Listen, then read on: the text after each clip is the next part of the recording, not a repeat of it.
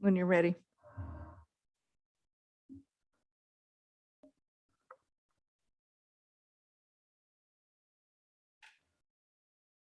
Okay, I'm going to open up the Hood River City Council meeting for July 12th. It is 6 p.m. I'm going to call the meeting to order. I'm going to do the land acknowledgement, and then we'll do the Pledge of Allegiance. And directly after that, we're going to recess into urban renewal. As we meet tonight, let us all remember that today we are stewards of land that has been home to indigenous peoples for thousands of years before the recent arrival of the European heritage dominant culture. We honor this land's ancestors as we go about our business today. Okay, we'll do the Pledge of Allegiance. Pledge allegiance to the flag of the United States of America and to the republic for which it stands, one nation, under God, indivisible, with liberty and justice for all.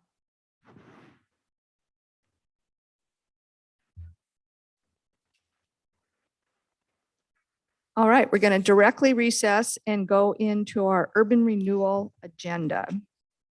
There was a revised agenda that you should have had on the desk this evening.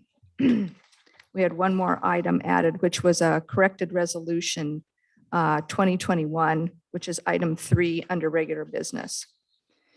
So we'll go ahead and open the Urban Renewal Agency meeting for July 12th. It is 6:02. Any additions or corrections? Chair McBride, nothing other than that corrected resolution. Okay. I don't think we have any business from the audience regarding urban renewal. Is that correct, Jen? Correct. Okay. So we have a consent agenda, which is the meeting minutes from June 14th. I would move we approve the consent agenda. I'll second that. So Megan has made a motion to approve the minutes or to approve the consent agenda, and Tim has seconded that. Any discussion? All those that approve? Aye. Aye. Chair votes aye. And Gladys, you were an aye on that? Yes, ma'am. Thank you. All right. Regular business items, Heights streetscape goals approval. Dustin. Thank you, Chair and agency members. Within your packet tonight, you have a revised goal set. We first talked about this on June 14th when the draft and emerging goals were presented before you. The revisions that the agency board had requested have been incorporated into this set and are included in your packet. They include reordering of some of the goals, some added emphasis regarding local businesses, local economy, and the inclusion of transit in a couple of the goals that we've included. So next up, as we move into phase 2, this is one of the last phase 1 deliverables. We'll be coming back, and in the coming weeks, we'll be speaking about some of the regulatory constraints or the regulatory conventions that we have. But that's going to be next on your agency list. But unless there's some questions, we are looking for a motion to approve these goals as revised per agency board direction on June 14th. And that's really all I have. Thank you, Dustin. Does anyone have any questions about the revised goals from last time? Gladys, just want to check with you too. I do not. Okay. I don't see anyone has any questions about the revised streetscape plan. So does someone want to make a motion? It's on page 8 of Urban Renewal Packet. I would move to approve the revised project goals as presented. I'll second that. Okay, Megan has made a motion to approve the revised project goals as presented, and Mark has made a second to that. Any additional discussion? Gladys? No. No additional discussion. Thank you. All right. Those that are voting aye, Aye. Aye. Aye. and chair votes aye. Any nays? No abstentions. Okay, that's passed unanimously. Great. Thank you, Dustin. Appreciate it. Thank you, Chair. Execute big contract amendment for Heights Urban Renewal Design Phase 2. I think that's Will. Thank you, Chair McBride. So the action accepting the goals was the final deliverable for Phase 1, which also included a lot of study of the district, surveying, outreach, both broad survey-based, electronic, and targeted stakeholder engagement, which all wraps up Phase 1. And this contract was structured so that only upon the successful completion of each phase would we execute further amendments for the next phases of the project, even though the project through 3 phases is fully planned out. So now that Phase 1 is wrapped up, this amendment number 1 puts us into the next section, which is really the biggest meat of this project. It's the development of 3 different concept plans, all meant to achieve those goals identified in Phase 1, but in different ways that will illustrate different strategies to achieve those goals. With quite a bit more public outreach, still targeted, but we also expect some very large, very high touch, broad public input, most likely an open house. And as Dustin mentioned, one of the very first tasks in this next phase was also a educational informational meeting for the board, the advisory committee, and any individuals who want to sit in as well to just learn about the regulatory context, because we are working on an ODOT road. And so this Phase 2 includes basically a study session on what's the regulatory context that we're working in that is going to sort of create the boundaries of what these concepts can achieve. So those are some of the items that are in Phase 2, but this also includes the addition of a parking study, which was not included in the original concept of this contract and this project, but really came into focus why we need this during the stakeholder outreach, which had pretty broad consensus on the project goals around balancing interests, promoting a district identity, and things of that nature. But it became clear that parking, as it normally is, could be a point of contention and where there might not be overlap in what people's interests are. And so we wanted to aid the board and their decision weighing those different pluses and minuses of how these concepts might affect parking with a parking study. So this adds $45,000 for a parking study. And that's in relation to, just for relative terms, downtown's parking study was $100,000 as a standalone project. This is really just about aiding this existing large project with data and some additional analysis, parking analysis of each one of the concepts that's developed. So we suggest adding that parking study. The advisory committee unanimously concurred with adding the parking study to this contract as well. So that is what's reflected in front of you in this amendment number 1. So with that, I'll answer any questions. Great. Thank you, Will. Questions for Will?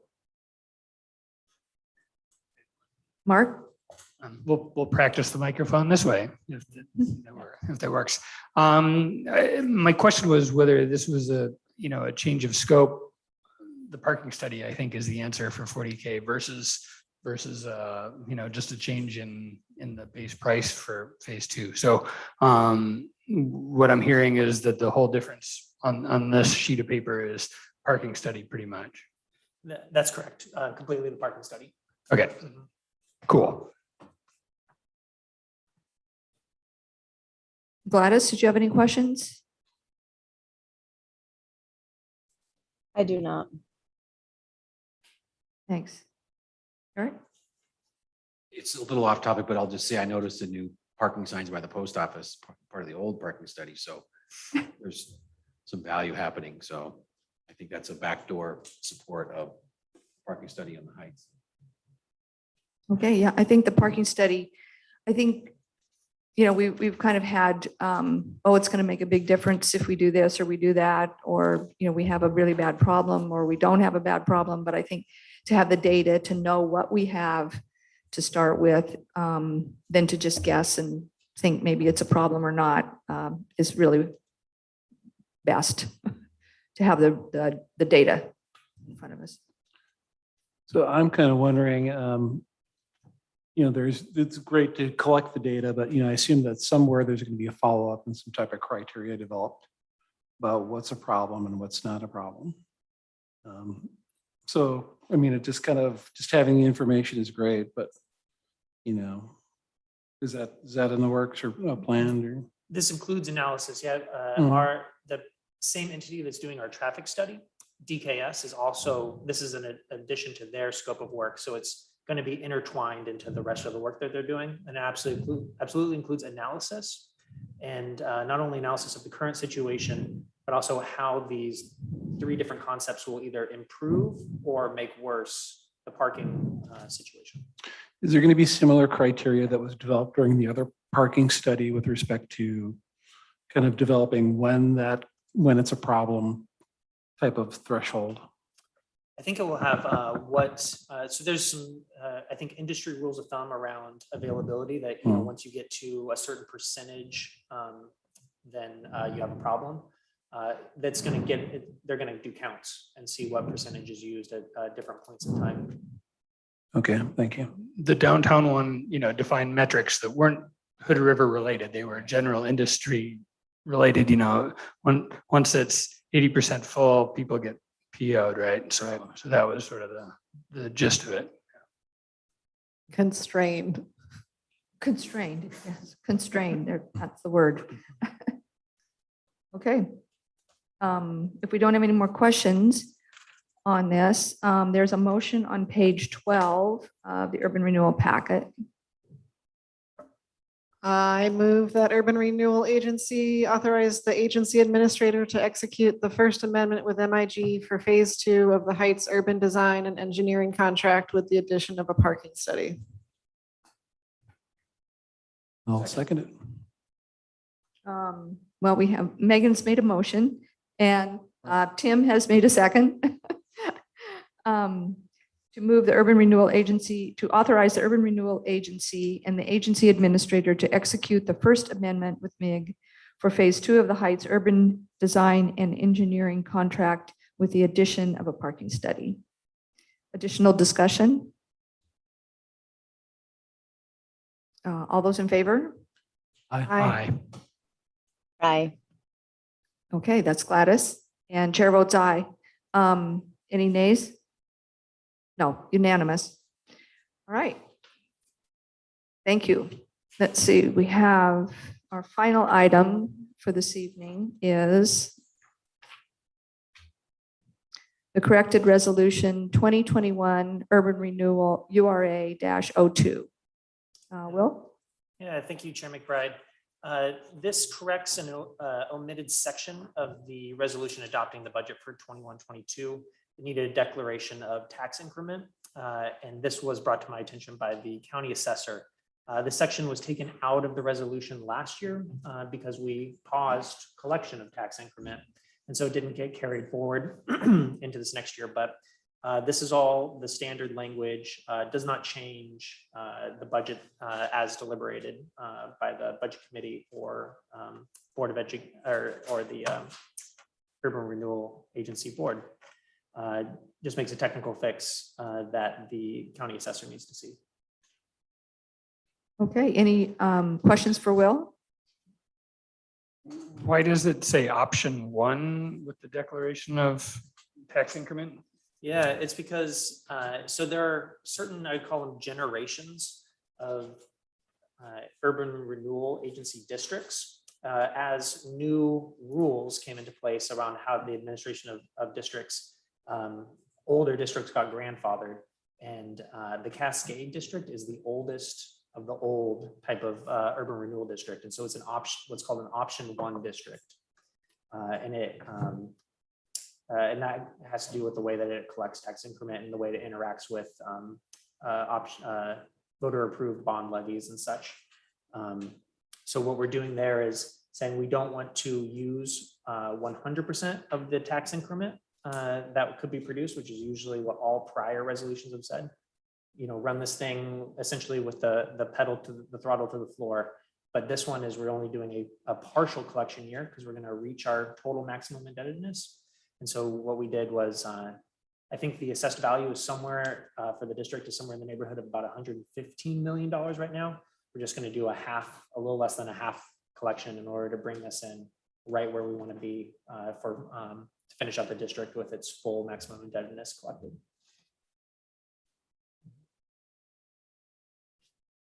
Eric?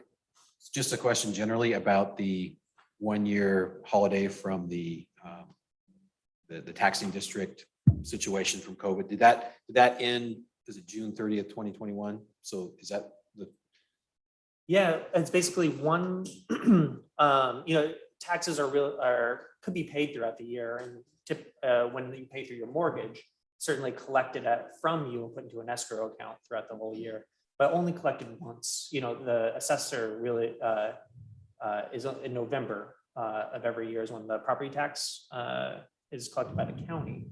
And so we just took 1 year off. So any tax collection associated with November, the taxes that were due on November of 2020, those are going to go to the overlapping districts and not to any of our urban renewal districts. November 2020 or 2021? 2020. Yeah, that's the year that we took off. Okay, so effective November 2021 is when the numbers, the math goes back to the way it was. Back to normal. Right. Mhm. I just want to have a sense of that. Thank you. Mhm. Additional questions? Gladys? I do not. Okay, I don't have any questions. There's a motion on, it's on this new cover sheet that we got. I move that the Urban Renewal Agency adopt the corrected resolution 2021-URA-02, adopting the Urban Renewal Agency budget for fiscal year 2021-22 and specifying the division of tax increment.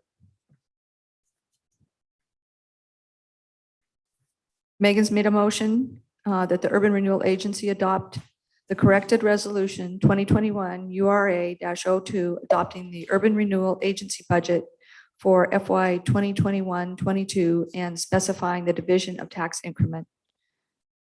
Do I have a second? I'll second. Mark's made a second. Additional discussion? All those in favor? Aye. Aye. Aye. And chair votes aye. Any nays? No, passed unanimously. All right. Any other items from agency members regarding urban renewal? All right, we're going to adjourn our urban renewal meeting. And we're going to reopen the Hood River City Council meeting. And we have 2 people that wanted to speak for business from the audience. And we will have Tracy Thomas Paul first, and then Dan Bell second. We have one other person that will talk later during our public hearing.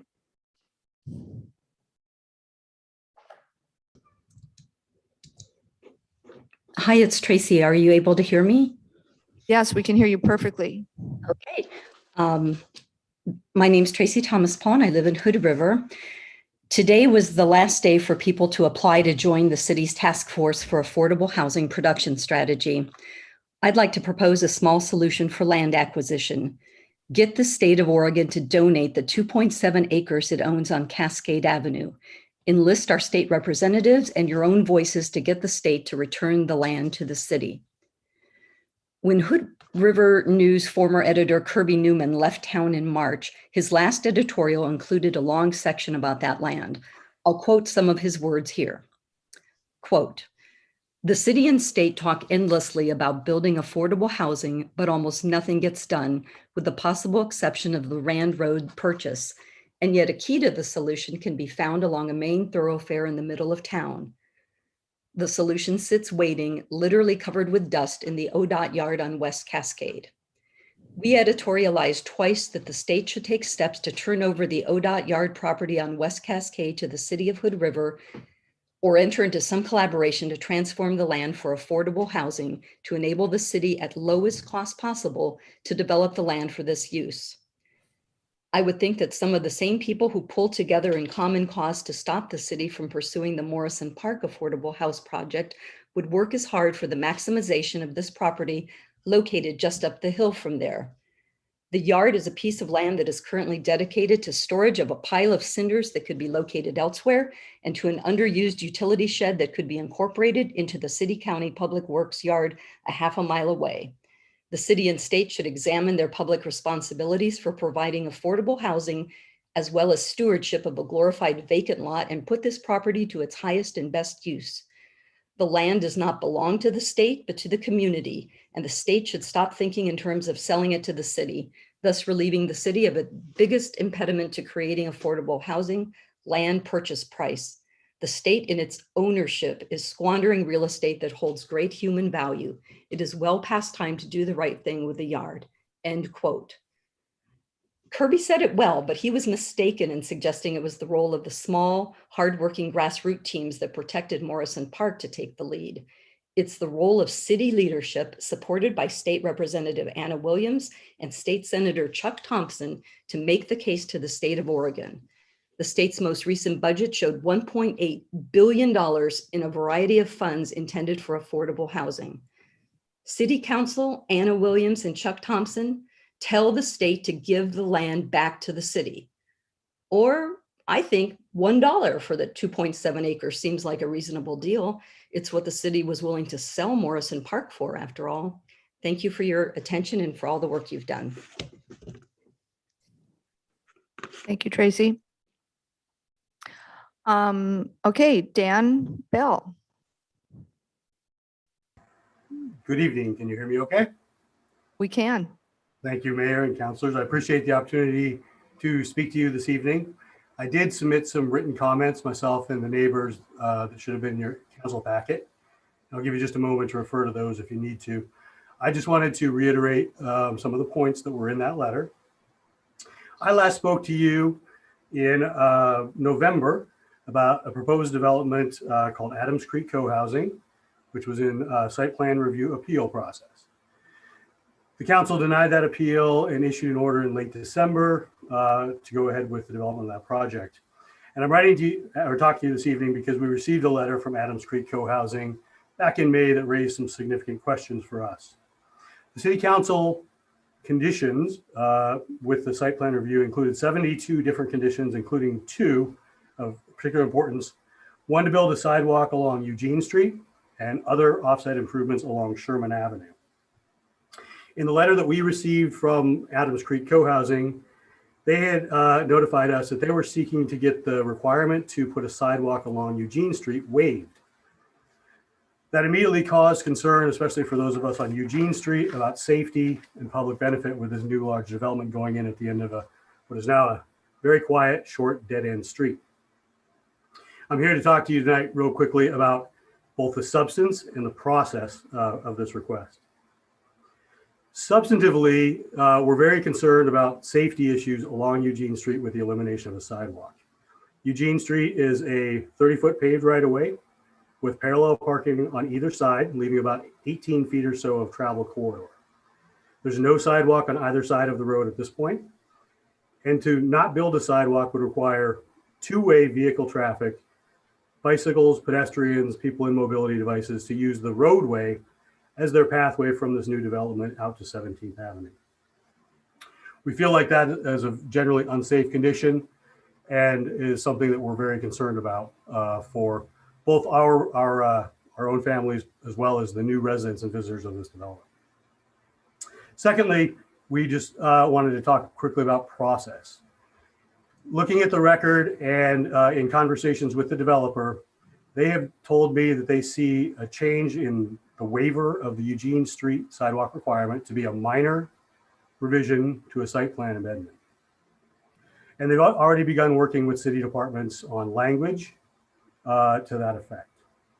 And I'm here to ask you to not let that happen behind closed doors, to give us a chance to have an open hearing and hear the public benefits of a proposed alternative, and let the residents of Eugene Street and you, the council, who adopted this resolution and made this order, an opportunity to weigh in on whether or not this important public works project should be part of Adams Creek Co-Housing's development. Thank you for your time. I really appreciate the opportunity to speak with you, and I hope you'll take my words to heart. Thank you, Dan. Our city attorney, because this is a land use issue, he's going to address this tonight. Thank you, Mayor. This is sort of a strange deal because, as you know, this application went through the land use process in your code, and that's dictated by state law. It's pretty extensive, lots and lots and lots of public input. And I understand that there have been discussions between the applicant's design engineer and the city engineer over how to comply with these conditions. And an application to modify has not yet been submitted. So if and when it is submitted, it'll be subject to the full public process that's dictated by state law. And it would and could eventually come to you as a quasi-judicial matter. So my recommendation to you is to not read what Mr. Bell has submitted, but rather wait and see if an application comes to you on appeal, in which case you would be a quasi-judicial decision maker, and you would have to, at that point, disclose that you read the contents of this letter. And so I see this sort of as a preemptive move by the neighbors to kind of get their oar in the water before an application is even filed. We don't know what it's going to look like. As I understand it, it could have a number of moving parts, and I don't know what it would look like, but we'll know when an application is submitted, and it'll go through the required process. So this would be technically an ex parte contact if this does come before you. So we shouldn't be discussing it. I would recommend you not read what Mr. Bell has submitted. Wait for an application to be submitted. It'll follow the required process. And even Mr. Bell is guessing what it's going to look like. Okay. So any questions? Yeah. Anyone here have questions for Stand city by. attorney? Just Okay. stand by. Okay. Thank you. We now have a public hearing. Our first order of business, ordinance 2063, civil enforcement of emergency declarations. We do have one person that wants to speak, but I need to open this public hearing with some specific language, and then we'll get to that person. This is the time schedule for a public hearing regarding ordinance 2063, amending Title I, General Provisions, Chapter 1.10, Civil Enforcement, and Title II, Administration and Personnel, Chapter 2.48, Emergency Operations of the Hood River Municipal Code, to specifically provide for civil enforcement of emergency declarations and orders, and declaring an emergency. So we'll go ahead with the staff report now. Thank you, Mayor McBride and members of the City Council. This is really a clarification type cleanup ordinance. The civil enforcement chapter of our municipal code kind of creates a catch-all enforcement mechanism for any violation of the municipal code, and also any city rule resolution that is made with the city's regulatory authority. What the civil enforcement chapter doesn't do is explicitly state emergency declarations. Potentially, you could interpret that some of the broad, far-reaching language that says everything that this encompasses might encompass emergency declarations. But for clarity, for our law enforcement staff, for city staff, to be able to communicate to the public when they ask, how is this going to be enforced? Is this enforceable? we would like, it would just be, I think, helpful just for the professionalism of the organization to explicitly state in this code that our civil enforcement chapter does pertain to emergency declarations as well. In all circumstances, be it back to our temporary lodging ban up to this most current fireworks ban, our stance is always education first, second, and third.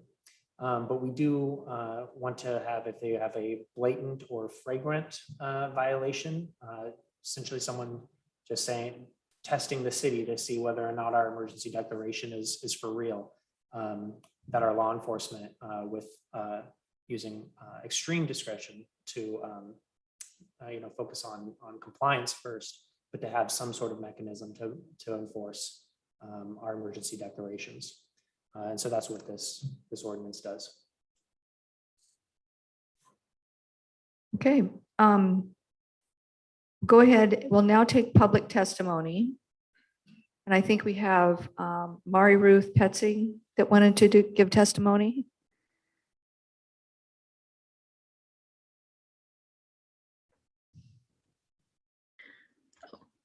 Hello.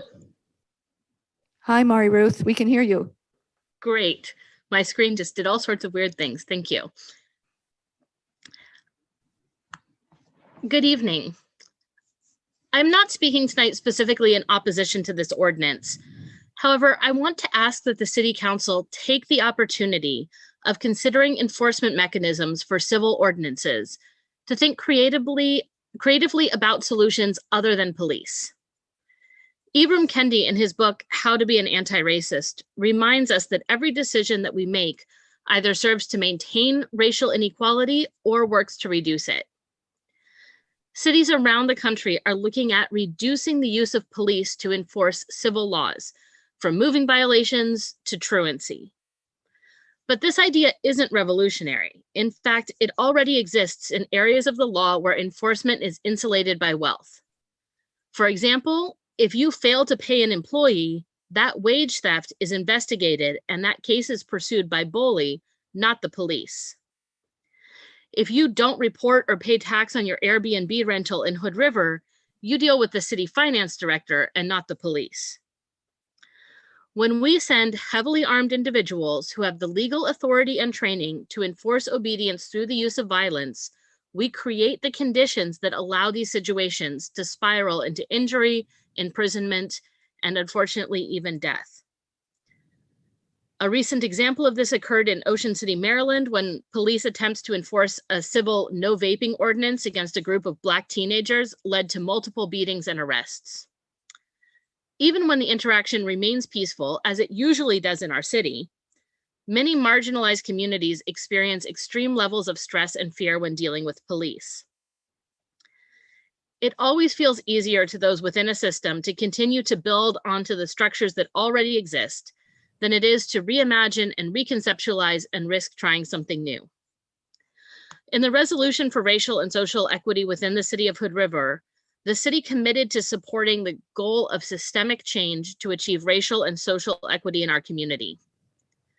Any attempt to address systemic racism requires that we reevaluate the systems that we are building upon and seek out anti-racist alternatives.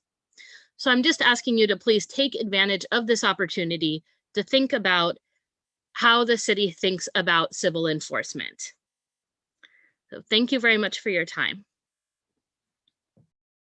Thank you, Mari Ruth. Was there any other people that wanted to testify, Jen? No. Okay. All right.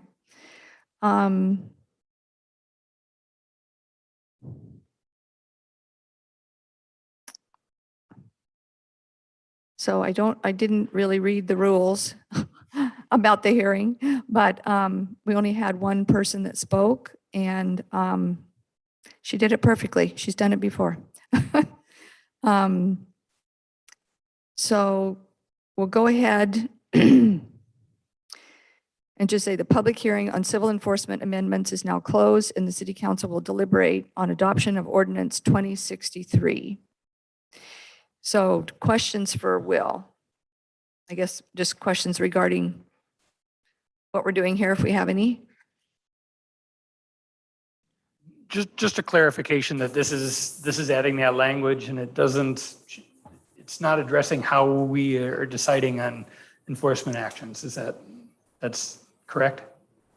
That's correct. Even if this ordinance had been in place, we have not had any need to issue a citation for fireworks. Everyone, went very well this last holiday.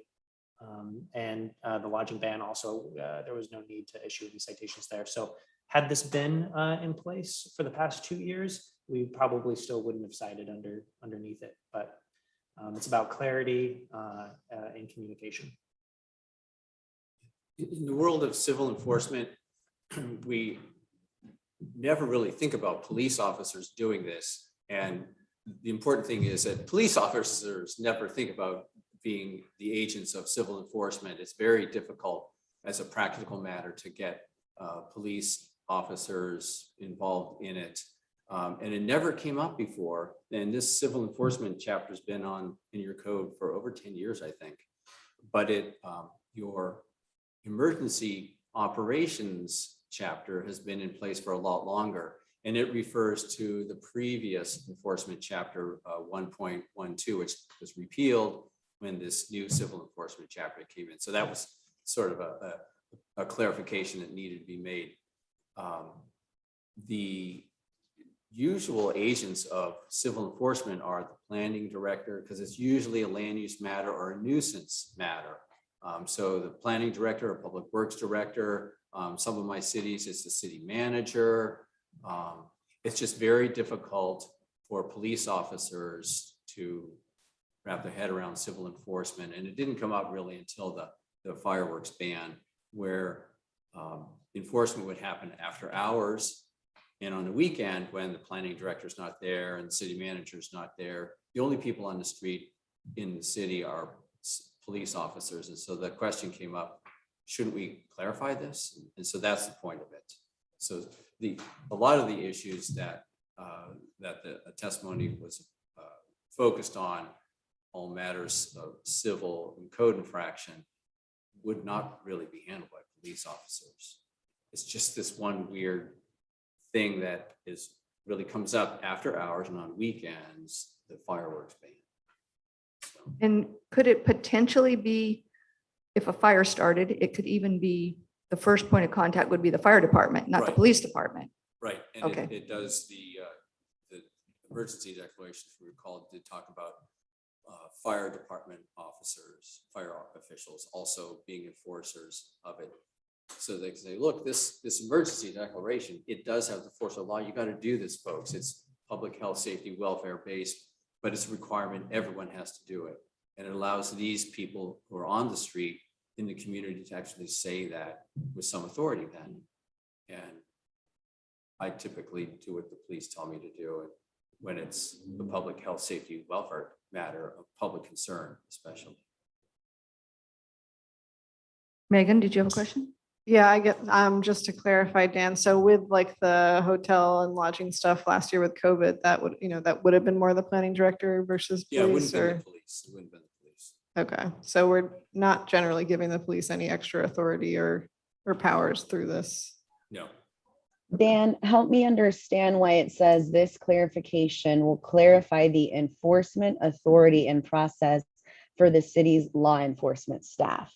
I mean, that makes it sound like we are giving the police the authority to potentially cite individuals, and doesn't go into specifics of, they're going to talk to the finance director, they're going to talk to the planning director. This makes it sound like we are giving them that authority.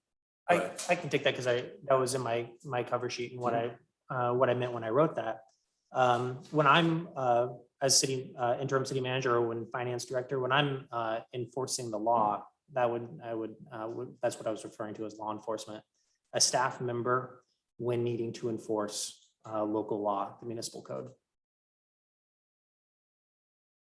Yeah, not necessarily sworn officers. That's how I draw the distinction. Sworn officers versus the planning director. Mhm.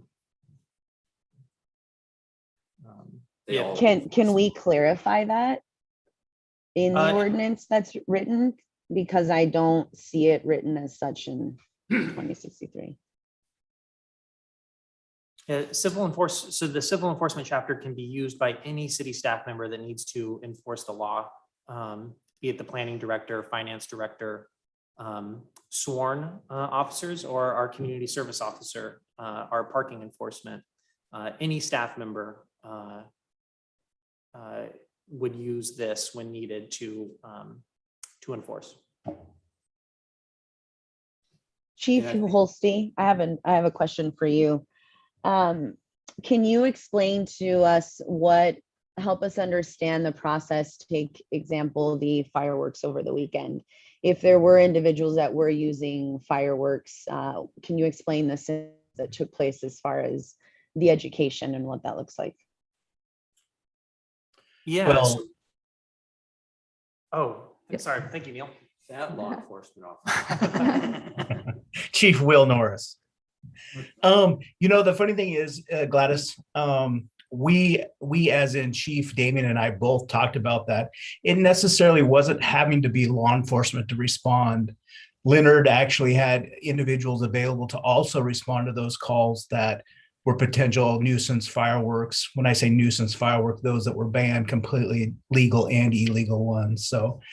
So either his agency or our agency, we had the ability to go out and to respond to him. And again, it was an educational, just contacting, letting them know that there was a ban and please discontinue to use those for the safety of the community. So.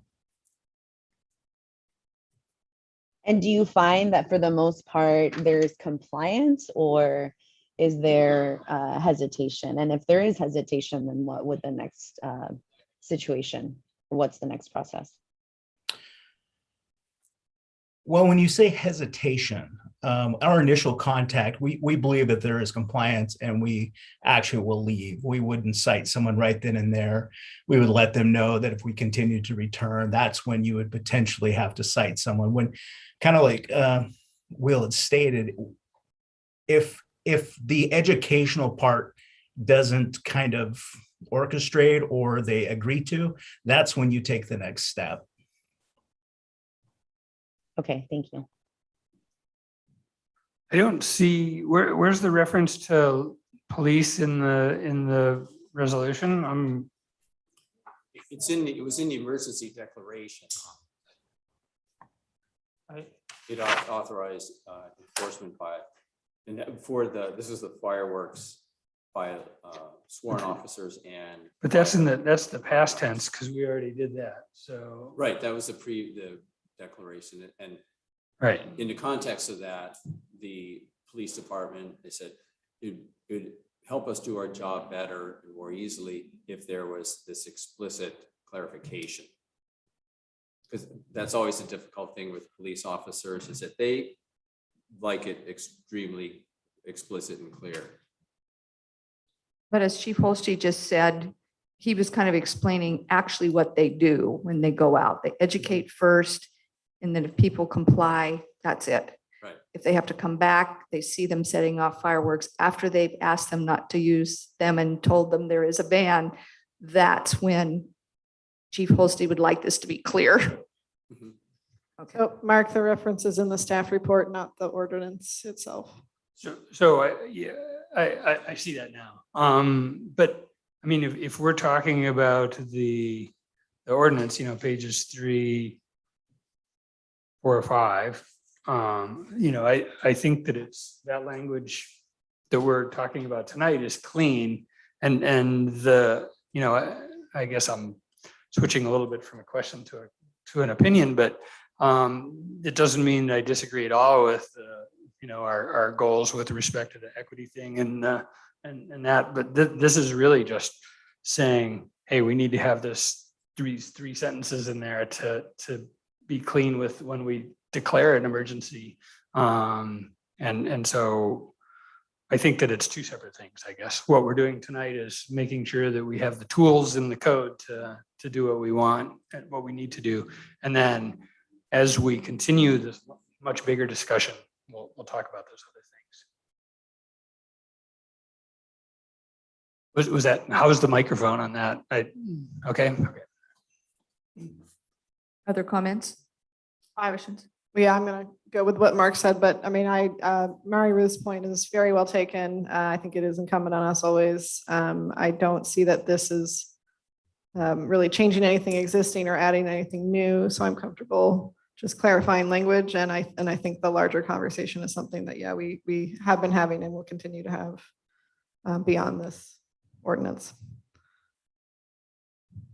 I agree with that. Megan? Tim? Yeah, I have a question, I guess, for Dan. So for something like the fireworks ban, at what point does it become would it ever become like a criminal?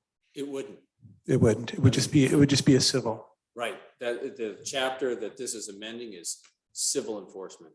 Mhm. And it draws a distinction, not criminal, no criminal sanctions. And it's never an issue because normally police don't enforce civil matters at all. Right. It's just, this was a pervasive, critical public health safety matter that only arises when the city manager and planning director are off duty. It's outside of 9 to 5 weekdays. So would it be criminal if somebody started a fire? That would be a different matter. I don't know. It could be. Mhm. Well, yeah, if it's arson. And we don't really have emergency declarations generally about that prohibit fire as a general matter. Mhm. And so that's why in terms of enforcement of emergency declarations, you always have oversight over those things. Yeah, not being a lawyer, these things are fuzzy for me. Right. But I clearly, you're setting up something where it's against the law. Right. To use fireworks, given the emergency declaration. So I guess what I'm hearing is that there are other things that are prohibited. That are civil matters, but they're not criminal matters and wouldn't fall under the jurisdiction of the police. Right. If it's criminal, Necessarily. that's the police's purview. Mhm. And it's very unusual for the police to be involved in civil enforcement.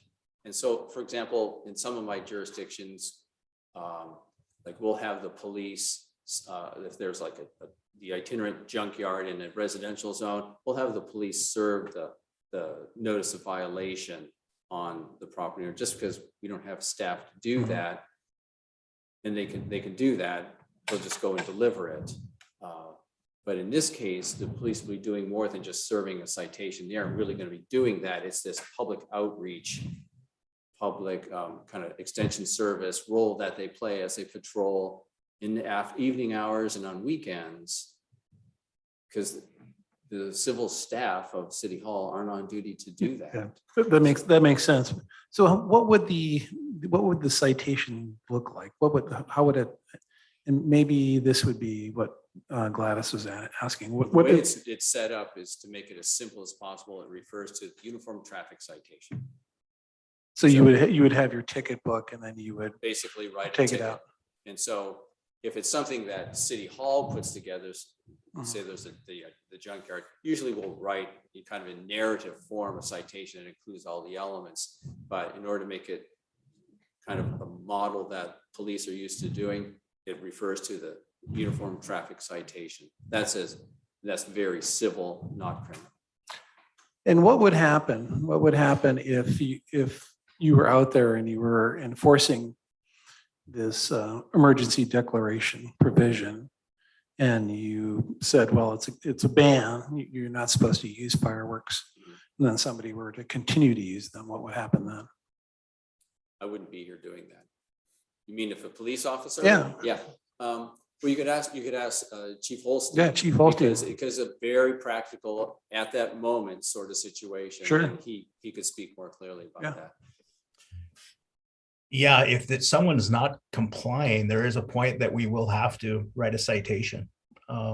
This is a lot like, I know it's a little more extreme, but year round we have the noise complaints with the loud music and such places that have venues. We try to do several times of compliance before we actually get to the point of that.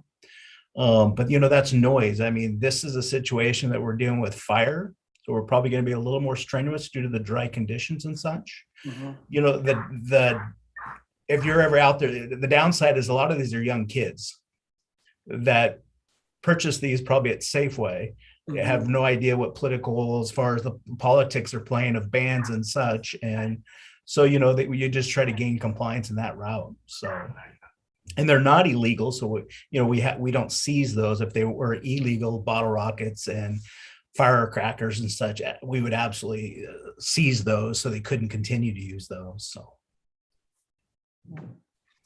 Mayor, do you mind, can I also Yeah, go interject ahead. a comment? I just wanted to, I realized that maybe people don't know that where you're cited into with these is to municipal court. And so this also goes in front of an impartial, objective judge, Judge Cleveland, who was appointed by the city council. He has full discretion to dismiss, reduce, do whatever he may, and the individual would have an opportunity to speak to a judge before paying any fine that's issued as well. Thanks for indulging my ignorant questions. They're all good questions. Eric? Sure, I think I appreciate staff pointing this out. This does seem to me to be something that we should do. If I'm understanding their situation, we pass these emergency declarations, but the back end of the code doesn't tie the ability to actually write a citation because there's no code that says this is actually a violation. So our most important emergency situations where we're trying to make sure we don't have folks coming to the hotels or COVID or if there's a fire, there actually isn't that back end positive law to actually enforce. So it's just connecting that possibility to our code. We do have our judicial system that enables a public process with input from the accused. So it all makes sense to me. And I also welcome a broader discussion about civil enforcement more generally. We are a community that's growing, and because we don't necessarily have the most formality around enforcement of all four corners of our code. For example, we have a great enforcement system for our parking tickets. But what about our building permits? What about, and it can tend to be a little political in a smaller community. So having a really thoughtful approach to civil enforcement more generally, I think would be healthy for the community. But in the meantime, let's at least give the ability of our city administration to enforce what are the most important rules, which are those that are passed through the emergency resolution system. All right. Anything else, Gladys? No, I have nothing else to add. Okay. I don't have any additional questions. There's a motion on motion. Got it on my script here. The motion, have you got it? Leavin, I move to adopt ordinance 2063 and provide first reading by title only during the work session under city recorder. Mark's made a motion to move to adopt ordinance 2063 and provide first reading by title only during the work session under city recorder. I'll second. And Megan has made a second. Any additional discussion? All those in favor? Aye. Nay. And Gladys votes nay and chair votes yes. All right. We are going to take a recess now. And this is for the public. This is just to assess our technical process that we've been doing tonight, trying to get closer to the microphone and making this clearer for everyone that's watching. But we're going to take a recess to tweak a few things. How long do you think the recess might be? Okay, about 3 minutes. 5 minutes. 5-minute recess.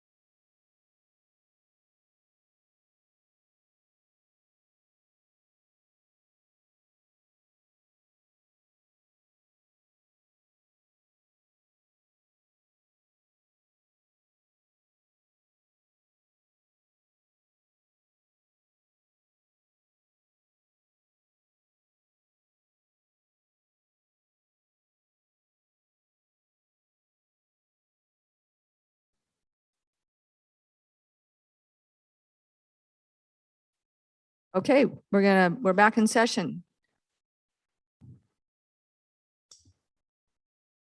We just finished our public hearing. We don't have anything under work session agenda items. Is that correct, Will?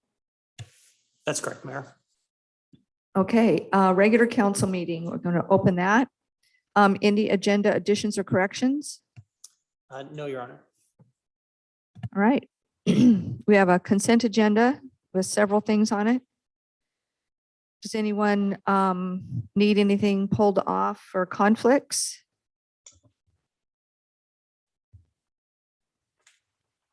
Don't hear any. Does anyone want to make a motion or have questions about something on consent agenda? I will move we approve the consent agenda. I'll second. Megan's made a motion to approve the consent agenda and Tim has made a second. All those in favor? Aye. Aye. Aye. Aye. That was Gladys with an aye. Chair votes aye. All right, regular business items. ODOT IGA for the May Street right-of-way acquisition.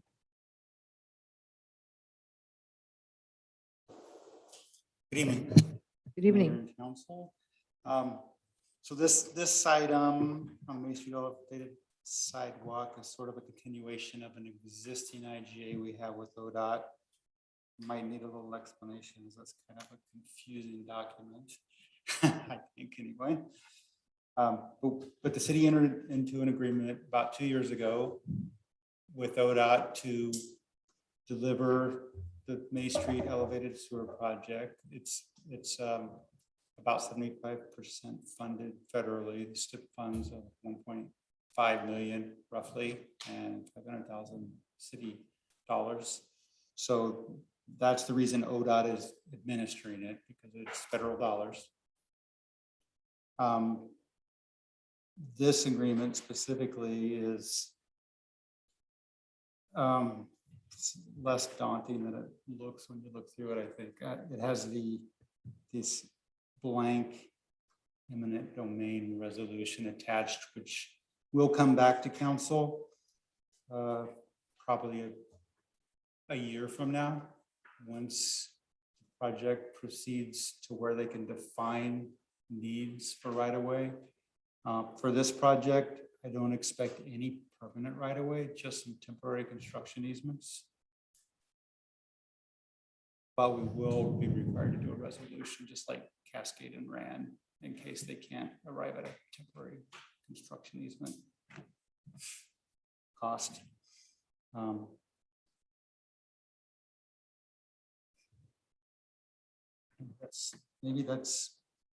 thought I had a little more to say. Oh, I want to talk about that resolution a little more, the blank one. It's just standard exhibit in this form. I first saw it with the Cascade and Rand right-of-way services agreement, and like I said, it's just, I wish they would do it a little bit different, because it's early in the game to even have that in there, because we're not asking to pass a resolution tonight. It's just kind of things to come that's attached. Tonight, it's just the authorization to sign this right-of-way services agreement to let ODOT negotiate right-of-way and prepare the easements and the surveys. Okay. Great. And by way of introduction, this is Wade Seaborn from our city engineer. So people that are listening. Questions for Wade? Megan? Yeah. Hi, Wade. And this is mostly just my fears around past ODOT projects, but page 36, terms of agreement 3A1 or 3A is, under no condition. Oh, okay. So agency's obligations under this agreement will not exceed 25,000. Agency agrees to reimburse state for all expenses. So are we anticipating spending 25,000? No, we're Okay. not. We're not agreeing to any more funds than we have already agreed to. Okay. So the full First project off, is the, and the anticipated right-of-way cost is the whole phase about 75,000, and we're likely to pay our 10.2 0.27%. I would guess it's gonna be more like 8,000. 25 is just the max that we can pay without having to go through a separate agreement, because SODOT only has so much programmed, and if they have to change the programming, so another agreement they go through. Okay, so we're not going to be on the hook for a bunch of ODOT costs like Second and Oak type of deal. Now, in this case, we're only paying 25%. so Okay. whatever we're paying Just, there. I need to check. No decimal place motions. or anything. Thank you, Wade. Additional questions for Wade? Mark? Two quick things. The bigger one is that this is an intersection that terminates where the Heights plan is. And as that's being defined, you know, I don't know how much it would actually impact it, but it could within, you know, the first 10 or 15 feet of it could be impacted depending on what we do. The most extreme example would be a roundabout at that intersection. That would impact it. Right. It's really ending right there. It's not improving the intersection at all. It's just May Street, trying to get a bike lane in there, hopefully to rebuilding that sidewalk is the whole purpose. It's not going to change the width of May Street. So I worry more when I walk on that piece every day. I walk on the other side. And then just the other thing is I noticed Mr. Lago's name is on. that was the original. Okay. agreement that's attached as part of this agreement. Yeah. Gotcha. It's kind of a bookkeeping thing. At the end of Exhibit C, there's 2 Exhibit As. I think one exhibit A was attached to the original document, and one exhibit A was attached to this document. And then there's an Exhibit C, but no Exhibit B. But just kind of bookkeeping things. I noticed there was confusion in that too. I think exhibit E, if I remember right, was the original agreement, and it's sort of, they threw it on the back end. I realize this is a confusing document, but it's from the state, we didn't put it together. Did you have any questions, Eric? I just want to make sure I'm understanding. We're talking about the sidewalk on the north side of May Street by the medical building. Yes. Right, okay. And the idea is to strengthen those because it's elevated and being held up by stilts, is that right? Yeah, the idea is to replace the bridge-like structure that's under it with a retaining wall. So, And does it tie, it seems like we've also been talking about this area, not only with respect to being on the boundary of Heights, but also safe routes to school and the kids from May Street trying to get to the pool. right. Is there a programmatic connection between the safe routes to school work and this? In that we're trying to get the bike lanes from the safe route to school extended through this section where there'll just be the gap left directly in front of the school to fill that up all the way in from May Street, completely out west. So there are, I just had this idea of 2 different programs coming together and not being aligned, but they must be aligned. Yeah. In it.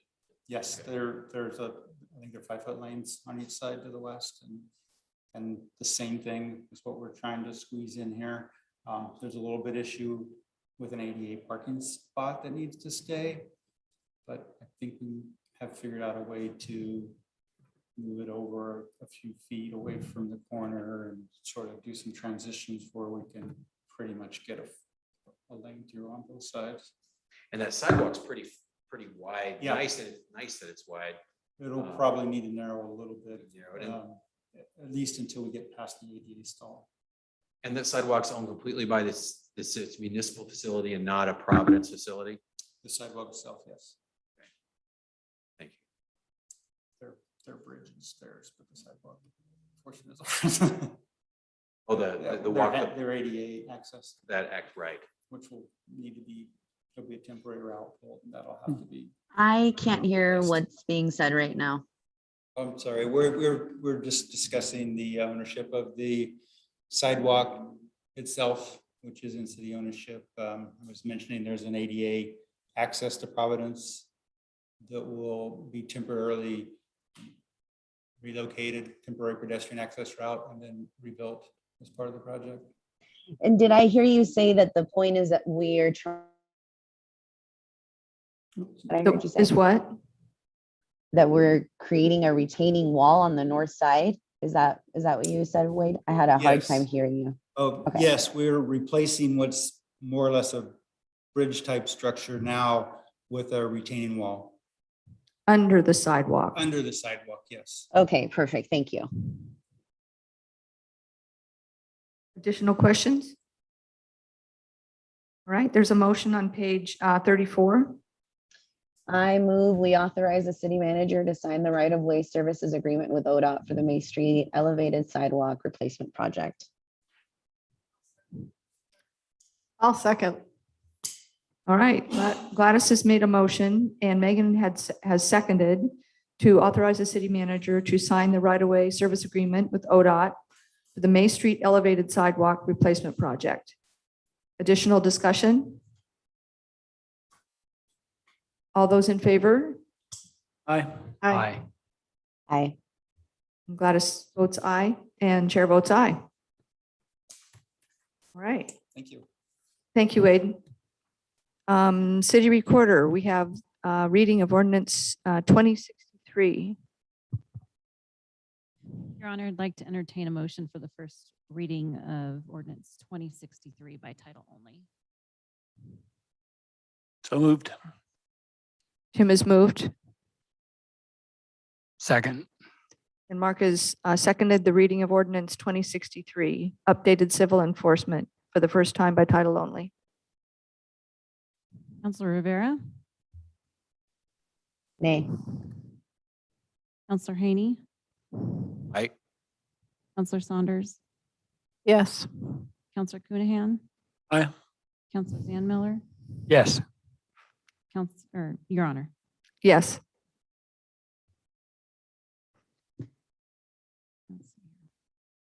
Ordinance 2063, an ordinance amending Title I, General Provisions, Chapter 1.10, Civil Enforcement, and Title II, Administration and Personnel, Chapter 2.48, Emergency Operations of the Hood River Municipal Code to specifically provide for civil enforcement and emergency declarations and orders and declaring an emergency.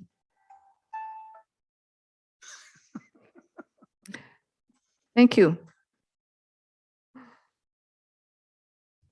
All right, mayor call. That's what I'm looking for. Mayor call. Hold on. I have one, I think I just have one thing. I can find it. There it is. The bi-state working group met today and we're honing in a little bit closer on what the intergovernmental agreement will look, the bi-state intergovernmental agreement will look like. So we had a presentation on that today at our meeting. And then we put together a letter to Senator Wyden and Merkley, Representative Bentz, and then the Washington contingent, Senator Murray, Cantwell, and Representative Herrera Butler. Just talking about prioritizing the replacement of the Hood River White Salmon Bridge and to help us with infrastructure funding. And so that's just a letter that is going to go out next week that I'm going to sign as, you know, as a partner in that. And I think One Gorge was also doing some kind of a letter of support for the bridge replacement. So that's where we are today on that. Council call. Mark? I don't have anything today, Mayor. Eric? I think I'll just express a brief word of thank you for the city employees, including our chief, who I saw in uniform on Sunday, the 4th of July falling on a Sunday. We had an amazing turnout for the local parade. And I just also thank the city recorder because I know she put a lot of effort in making sure that that happened. and getting those permit applications approved. But I saw city employees working on Sunday, facilitating traffic. I saw, like I said, the police chief in uniform facilitating the parade. And there was a sacrifice there by a lot of city employees, and it was appreciated. It's a very important, special holiday for a lot of people. Tim? Nothing much, but I do want to acknowledge that we did have some other person die of COVID recently. And just to encourage people to get vaccinated, because it seems to be the unvaccinated people that are being affected now. That's pretty much it. Thanks for the reminder, Tim. Megan?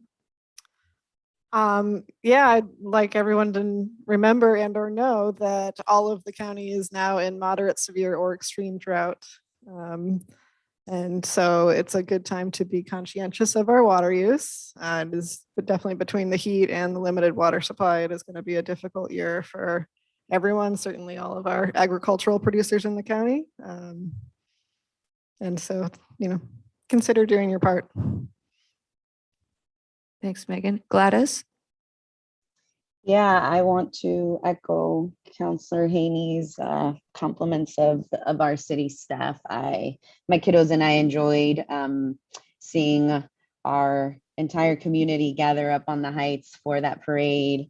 Thanks to Gorge Realty Group for putting that together. Jen, thank you for all your hard work in all of our community being able to enjoy those beautiful fireworks at the end of the evening.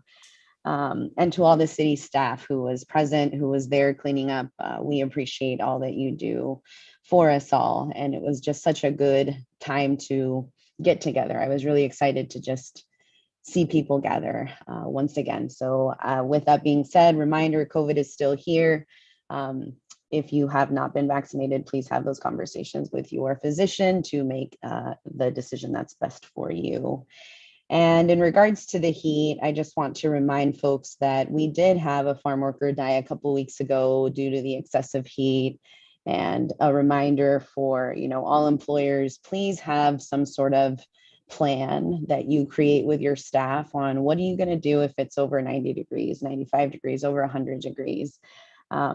Because it is important, and there is a temporary rule that OSHA put in place, but I really invite all of us to think of what are the emergency plans around wildfires right now, as we know that we continue to have them either in our area or around, or the smoke due to them. And that was everything that I had. Thank you. Thank you, Gladys. Yeah, I want to thank staff for really making the parade happen, and the Lions Club. But if we hadn't had the extra effort by staff, it probably wouldn't have happened. So thank you so much, especially Jennifer Gray. She did a great job helping us make that happen. So I think that's everything we have this evening. We are adjourned at 7:20. Good job, Counselor Haney, in that race. We saw you.